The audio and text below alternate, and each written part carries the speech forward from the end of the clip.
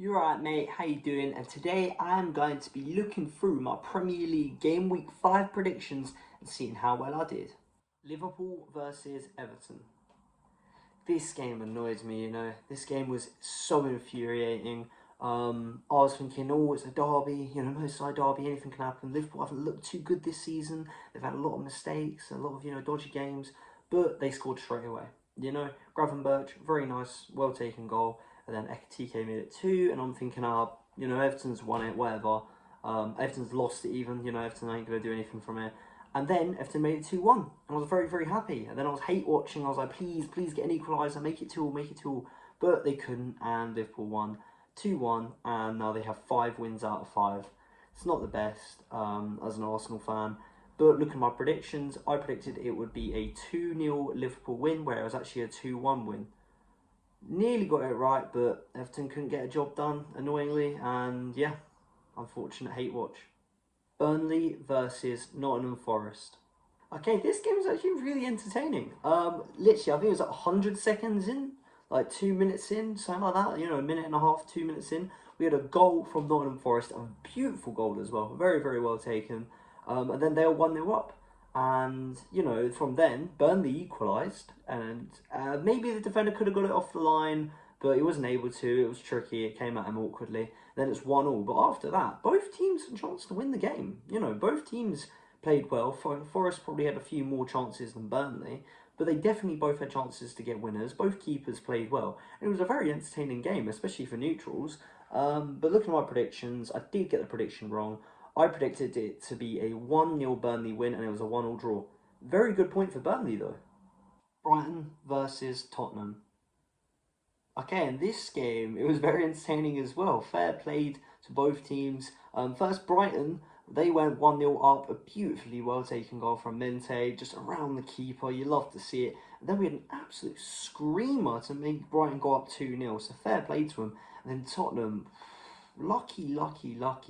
I mean, the first goal, you know how it shot, Richarlison got it, and then he shot it against a Brighton player, it bounced, then went in. Very, very lucky. And then the equaliser to make it 2-2 and to rescue a point for Spurs was an own goal from Van Heck. So unlucky. Really disappointing. I really wanted to see Spurs lose, and it would have been a perfect prediction. My prediction was a 2-1 win for Brighton, but it was a 2-2 draw. Very, very lucky, Tottenham. West Ham versus Crystal Palace. Well, in this game, it's different to what I thought it would go. We had Crystal Palace score first from a corner, and West Ham were very unlucky, actually. The corner, even though the man was open, not really marked very well, headed it deflected off a West Ham player, hit the crossbar, and then Mateta just got the rebound. And I believe that was his 50th goal for Crystal Palace, which is pretty good, He's definitely a very, very capable striker. A lot better than he was earlier in his career. He's hit the ground running for the past, few seasons. And then West Ham actually got an equaliser through Bowen from a corner. It was a bit of a scrappy one, but still. Then it's 1-1. But then a really good volley to make it 2-1 for Crystal Palace. And Crystal Palace were able to go on and win the game. Now, it is different from what I predicted. I predicted it to be a 3-0 Crystal Palace win, but it was a 2-1 win for Palace. So I got the result right, but a lot closer than I thought. But West Ham still don't look like a very good side, and Graham Potter must be worrying. Wolves versus Leeds. Come on, Leeds, get in. I want them to stay up, and Wolves have lost again. Very, very happy. I want Wolves to get relegated. I do not like Wolves at all. And they started well at home, were 1-0 up, and somehow lost 3-1 to a newly promoted team. How did that happen? Leeds outplayed them. Leeds had more shots, they had more chances, they had good chances. I mean, first they equalised through Dominic Calvert-Lewin. Dominic Calvert-Lewin scoring in the Premier League in 2025. Hopefully he can do it some more. And to be fair to him, it was a really good goal. He couldn't get the power behind it, so he just went full on accuracy. They lofted it in that top corner from the cross. Very, very well taken goal. Then the free kick. Oh, it was an incredible free kick. Top corner. Amazing goal to make it 2-1. And then they have a shot come in from the left that just drives into the bottom right corner to make it 3-1. Fair play to Leeds. That is why they need to be back in the Premier League. This is the type of nights that people want to see. The Leeds fans need nights like this in the Premier League again. Looking at my prediction, I did predict Leeds would win, but I predicted it to be a 1-0 win to Leeds, but it was a 3-1 win. Come on, up the Leeds. Man United versus Chelsea. What a game this was. This was so entertaining in a cold, rainy night in Manchester. It was absolutely pouring down in this game at Old Trafford. And it was just entertaining, wasn't it? It was incredible. First we had a red card from Robert Sanchez, the goalkeeper, for absolutely just smashing into the United player who was, through on goal and getting a score. Even though there was 2 Chelsea defenders there, but, goal scoring opportunity 100%. That's a straight red within like the first 10 minutes. So then obviously subs had to be made, the whole team's changed for Chelsea, and then we get a goal from Bruno Fernandes, very nearly offside, but how he just snuck behind the defender and got the goal, fair played. And then Man United made it 2-0, and at that point, you're thinking cruise control, fair play to United, they've surprised me. They usually beat Chelsea at Old Trafford, but United have been awful lately.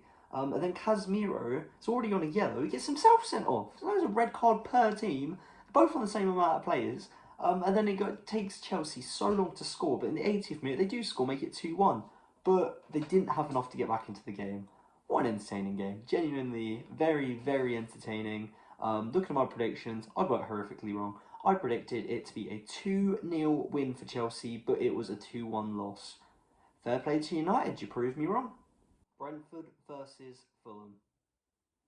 While this game did not go how I thought it would, first, Fulham made a mistake early on in the game, and Damsgaard just, took advantage of the mistake and made it 1-0, 1-0 to Brentford. Fair played. And then after that, Fulham just demolished Brentford at home. Craven Cottage looked like an absolute fortress. Oh my god.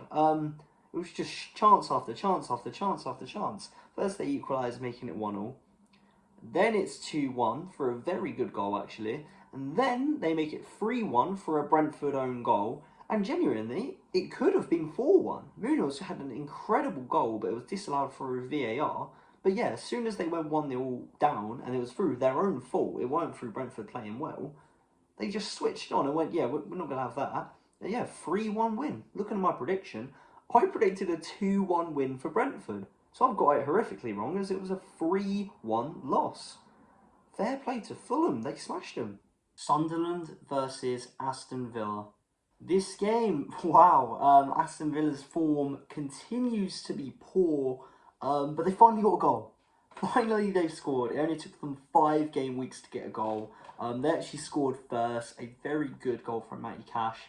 Just hit it with so much power, the keeper couldn't do anything about it. The keeper probably should have done better though, kind of parried it into his own net, but either way, a goal's a goal. That's definitely how Aston Villa feel right now, considering they didn't score in game week 1, 2, 3 and 4. But they couldn't hold on to the win. They conceded an equaliser. It was a nice little goal, just slotted into the bottom corner to make it 1-1. Looking at my predictions, I predicted it to be a 1-0 win for Sunderland, but it was a 1-1 draw. A very good point for Sunderland, but Villa, they don't look good. Bournemouth versus Newcastle. Boring. 0-0 draw.